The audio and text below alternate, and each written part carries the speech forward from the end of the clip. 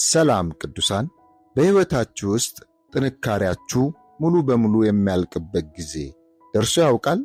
አካላዊ ጥንካሬያችሁ ሳይሆን በውስጣችሁ ያለው የስሜትና የመንፈስ ጥንካሬ። በውስጣችሁ የሆነ ነገር በጸጥታ እየፈረሰና እየተሰበረ ለሰው ፈገግ የምትሉበት፣ የሰዎችን ስልክና መልእክት የምትመልሱበት፣ እንዲሁም የዕለት ተዕለት ኃላፊነታችሁን ለመወጣት የምትፍገመገሙበት ጊዜ አለ።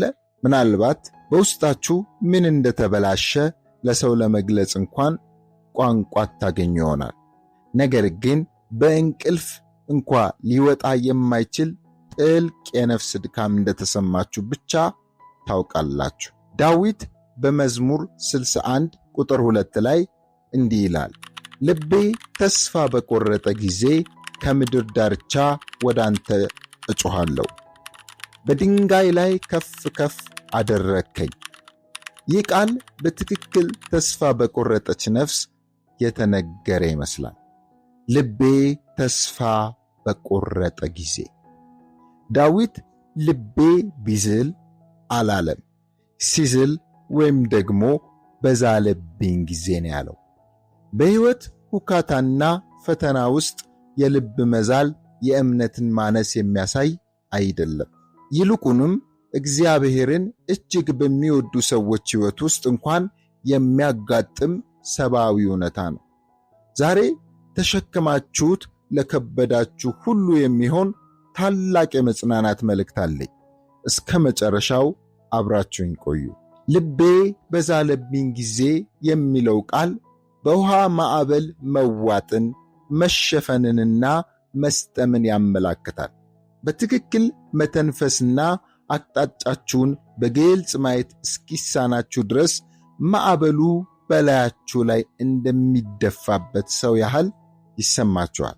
ከዚያም ዳዊት እጅግ ትሑት የሆነና አጸፋዊ ጸሎት ይጸልያል። ከእኔ ይልቅ ከፍ ወዳለው ድንጋይ ምራኝ። ዳዊት እንድወጣ ጥንካሬ ስጠኝ አላለም። ዳዊት ይህንን ችግር እንድፈታ መንገዱን አሳየኝ አላለም። ይልቁንም ምራኝ ብሎ ነው የጠየቀው። ይህ እጅግ ጥልቅ እውነትን ይገልጥልናል። ዳዊት ደህንነትና መረጋጋት የሚገኝበት ስፍራ በራሱ አቅምና ችሎታ ሊደርስበት ከሚችለው በላይ እንደሆነ አምኗል። እርሱ የሚያስፈልገው መረጋጋት ከአእምሮ ከስሜቱና ከቁጥጥሩ በላይ ነው። እውነተኛ እምነት ማለት በራስ አቅም ጀግና ለመሆን መታገል አይደለም። ይልቁንም ሙሉ በሙሉ በእግዚአብሔር ላይ መደገፍ ነው። ብዙ ሰዎች ወደ እግዚአብሔር ለመምጣት ሁሉንም ነገር አስተካክለው እርግጠኛና ተዘጋጅተው መምጣት ያለባቸው ይመስላቸዋል። መጽሐፍ ቅዱስ ግን ፍጹም የተለየ ነገር ያሳየናል። እግዚአብሔር ለትውልድ እንዲቆይ ያደረገው ይህ ጸሎት በሕይወቱ ነገሮችን በራሱ መቆጣጠር እንዳልቻለ ያመነና በልቡ የተሰበረ ሰውን ጸሎት ይህ ነው። ያ ድንጋይ ወይም ደግሞ አለት ሊናወጥና ሊዛነፍ የማይችል በምንም አይነት ማዕበል የማይናወጥ መሠረትን ይወክላል። ማዕበሉ ከታች ይጮህ ይሆናል፣ ንፋሱ በዙሪያው ይነሳ ይሆናል፣ ድንጋዩ ግን በነበረበት ይቆያል። እግዚአብሔር አስቀድመህ ማዕበሉን አጥፋ ብሎ አይጠይቅህም። እርሱ የሚጋብዝህ ማዕበሉን ሊያጠፋው በማይችለው ድንጋይ ላይ እንድትቆም ነው። ዛሬ መንፈሳዊ ድካምን የምታይበትን መንገድ ለውጥ። ልብህ በሐሳብና በጭንቀት መጫኑ ከአምላክ መገኘት አያርቅህም። ይልቁኑ ወደ እርሱ መገኘት መግቢያ በር ይሆናል። በራስ የመታመን አቅም ሲሰበር በእግዚአብሔር ላይ ሙሉ በሙሉ መደገፍ ትጀምራለህ። ሁሉንም መልስ ማወቅ አይጠበቅብህም። ጀግና መስለ መታየት አይጠበቅብህም። ስለ ነገው ቀን እንኳን ምን እንደሚሆን ማወቅ አይጠበቅብህም። ብቸኛው የሚያስፈልግ ነገር እርሱ እንዲመራ መናፈቅ ብቻ ነው። ተስፋ ላጣኸው ላንተ ዛሬ አዲስ ተስፋ አለ። ራስህን ማዳን አይጠበቅብህም። ሁሉንም ነገር ለዘላለም ተሸክመ መኖር ፈጽሞ አይጠበቅብህም።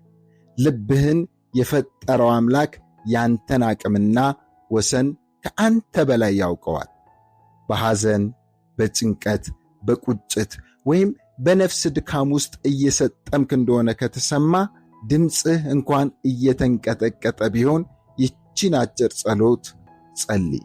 ጌታ ሆይ ምራኝ። እግዚአብሔር አጫጭርና ትናንሽ ጸሎቶችን አይንቅም። አንዳንዴ እጅግ አጫጭር የሆኑ ጸሎቶች ከሁሉ በላይ ከጥልቅ የልብ ስብራት የሚወጡ ናቸው። ዳዊት የተናገረለት ያ ድንጋይ የራቀ አይደለም። እርሱ አካላዊና ግላዊ ነው። በአዲስ ኪዳን ክርስቶስ ራሱ ሊናወጥ የማይችል አለት ወይም ደግሞ ድንጋይ ተብሎ ተጠርቷል። በጭንቀትህና በድካም ውስጥ ብቻህን አይደለም። እርሱ ላይ እንድትቆም የጋበዘህ አምላክ አንተ ከምትሸከመው በላይ አስቀድሞ ተሸክሟል። እርሱ ኃጢአትን፣ መከራን፣ ውድቀትንና ሞትን ተሸክሟል። ስለዚህ አሁን የሚያጋጥምህ ምንም ነገር ከእርሱ ርኅራኄ ውጭ ሊሆን ፈጽሞ አይችልም። ልብህ ይወዛወዝ ይሆናል፣ እርሱ ግን አይወዛወዝም። ሁኔታዎች ይለዋወጡ ይሆናል፣ እርሱ ግን አይለዋወጥም። ወደፊት የምትሄድበት መንገድ ባይታይህ እንኳን የሚመራ አምላክ አስቀድሞ እዚያ አለ። ስለዚህ ዛሬ ማድረግ የምትችለው ብቸኛው ነገር በጸጥታ ሆነ ጌታ ሆይ እርዳኝ ብሎ ማንሾካሾክ እንኳን ቢሆን ይህ ውድቀት አይደለም።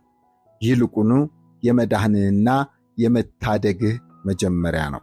የተወደዳችሁ የጌታ ቤተሰቦች ዛሬ በልባችሁ ውስጥ ከባድ ሸክም ከተሰማችሁ አሁኑኑ በኮሜንት መስጫው ላይ ጌታ ሆይ ከኔ አቅም በላይ ወደ ሆነው ድንጋይ ወይም ደግሞ አለት ምራኝ ብላችሁ የልባችሁን ጸሎት አስቀምጡ።